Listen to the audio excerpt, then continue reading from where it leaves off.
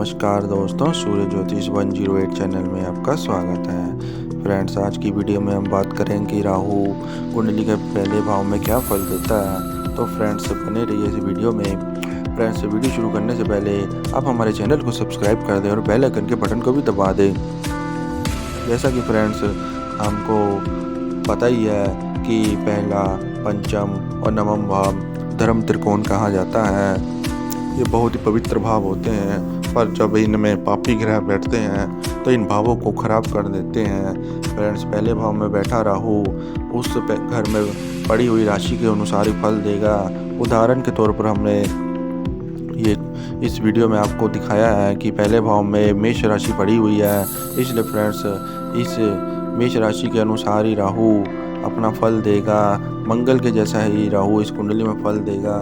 Friends, आपको बहुत ज़्यादा गुस्सा आ सकता है, आप बहुत गुस्सैल हो सकते हैं। पहले भाव में बैठा राहु आपके जीवन में गुस्से की मात्रा को बढ़ा देगा। और फ्रेंड्स, जैसा कि हम जानते हैं, राहु के साथ एकदम 7वें घर में केतु बैठा होता है। तो फ्रेंड्स, 7वें घर में केतु बैठा होने के कारण आपकी शादीशुदा ज़िंदगी में भी कष्ट आएगा। अगर ये किसी लड़की की कुंडली है तो फ्रेंड्स उसके पति की मृत्यु भी हो सकती है, क्योंकि 7वें भाव में बैठा केतु मंगल के जैसा ही बिहेव करता है। तो फ्रेंड्स, अगर आपकी भी जीवन में राहु की महादशा चल रही है, क्योंकि राहु एक शनि के जैसे ही बिहेव करते हैं, शनि के जैसे ही फल देते हैं, और पूर्व जन्मों में किए गए पापों का फल हमें इस जन्म में भुगतना पड़ता है। राहु, शनि, केतु की महादशा में ही हमें अपने पिछले जन्म के पापों का फल भुगतना पड़ता है। तो फ्रेंड्स, अगर आपकी राहु की महादशा चल रही है तो आप फ्रेंड्स राहु की शांति कराएं, इनके मंत्रों का पंडित जी से जाप कराकर हवन कराएं। और फ्रेंड्स, कभी भी राहु के, चाहे राहु अच्छे घर में बैठा हो या बुरे घर में बैठा हो, राहु का लंबा दान कभी ना करें। जैसे 43 दिन नारियल जल प्रवाह करना, बड़ी मात्रा में अपने वजन के अनुसार रांगा दान करना। फ्रेंड्स, अगर आप ऐसे दान कर चुके हैं या कर रहे हैं या करने वाले हैं तो फ्रेंड्स कभी भी ना करें, क्योंकि फ्रेंड्स एक राहु को एकदम से शांत कर देना भी ऐसे उपायों द्वारा आपको कष्ट दे सकता है। क्योंकि हमने अपनी पिछली वीडियो में भी बताया है कि राहु का ऐसा कौन सा दान है जो नहीं करना चाहिए। फ्रेंड्स, ऐसे लंबे दान नहीं करने चाहिए। अगर राहु एकदम से शांत हो गया तो फ्रेंड्स आपका दिमाग में जो सोचने समझने की शक्ति है, चालाकी सुस्ती की, वो चली जाएगी। पहले भाव में बैठा राहु सूर्य को भी प्रभावित करता है, क्योंकि ये सूर्य के उच्च के घर में बैठा हुआ है। इसलिए फ्रेंड्स, आप भगवान भोले बाबा की पूजा करें। अगर आप पंडित जी से मंत्र जाप कराने में असमर्थ हैं, आपकी आर्थिक स्थिति ठीक नहीं है, तो आप रोज़ शिवालय जाएं। भगवान शिव को सिर्फ आप जल के द्वारा ही प्रसन्न कर सकते हैं।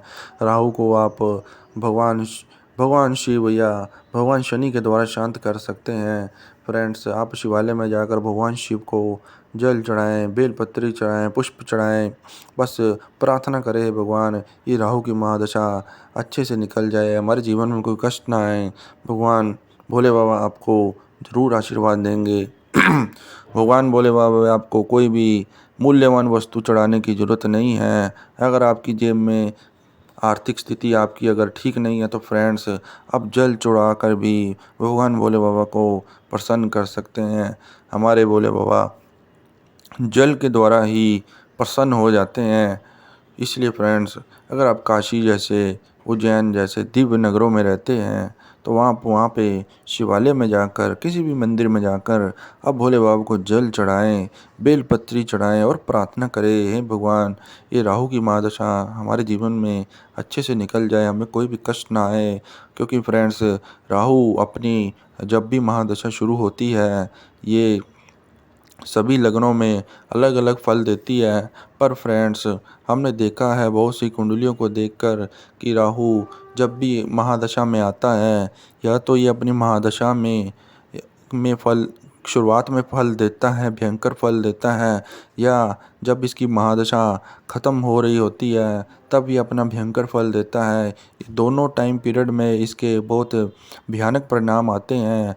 इसलिए फ्रेंड्स, अगर आप शराब, पर स्त्री गमन दूसरी औरतों के साथ संबंध बनाते हैं, अपनी पत्नी की आप आदर नहीं करते हैं, अपनी ससुराल वालों से आप बनाकर नहीं रखते हैं, आप गरीब लोगों के साथ गाली गलौज, सफाई कर्मचारियों के साथ गाली गलौज करते हैं, मज़दूरों का पैसा खाते हैं, बिजनेस में अपनी कंपनी से जो भी आप माल मंगाते हैं उनका पैसा आप खा जाते हैं। तो अपने वर्कर जो आपने दुकान या फैक्ट्री में रखे हैं उनको आप सैलरी नहीं देते, उनका भी पैसा आप खा जाते हैं।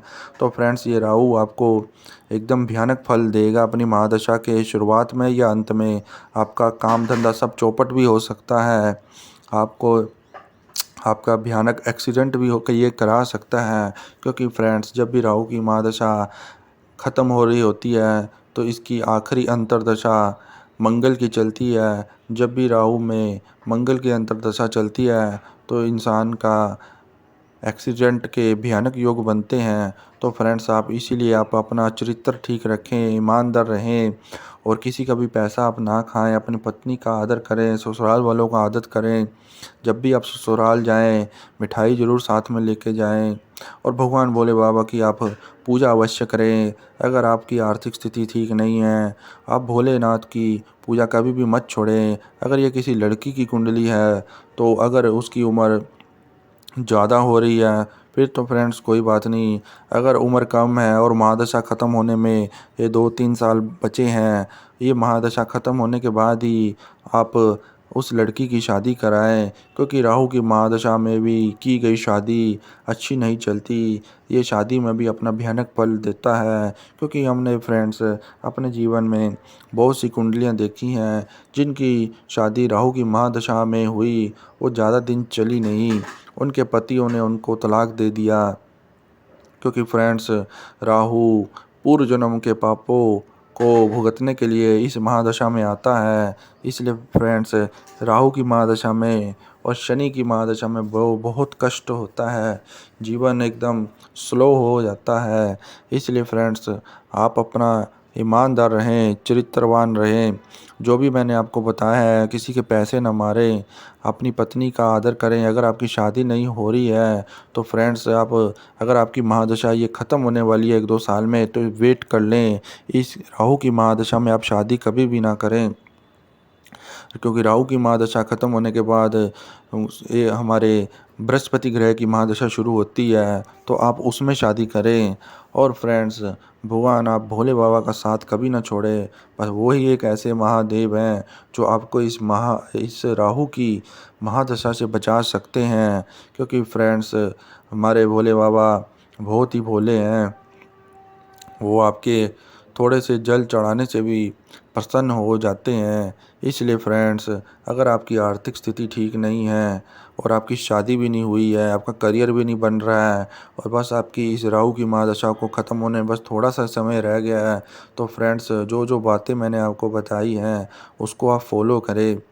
वरना फ्रेंड्स, इसके भयंकर परिणाम आपको देखने में मिल सकते हैं। अगर ये गोचर में आपके 12वें भाव में आया, ऊपर से नीच राशि में हुआ और शनि भी नीच राशि में गोचर में हो गया, क्योंकि गोचर भी हमारे जीवन को बहुत प्रभावित करता है। तो फ्रेंड्स, ये आपको जेल में भी पहुंचा सकता है, आपसे क्राइम भी करा सकता है। क्योंकि फ्रेंड्स, हमने आपको बताया ही है, जब भी राहु की दशा ख़त्म हो रही होती है, अंतिम अंतर्दशा मंगल की चलती है, इसमें इंसान बहुत ज़्यादा गुस्सैल हो जाता है और गुस्से में बहुत सी ऐसी गलतियां कर देता है जो उसे बाद में पछतानी पड़ती है। सबसे ज़्यादा जो भी क्राइम होते हैं, ये राहु या तो मंगल के साथ होता है, या राहु की महादशा में मंगल की अंतर्दशा चल रही होती है, या मंगल की महादशा में राहु की अंतर्दशा चल रही होती है।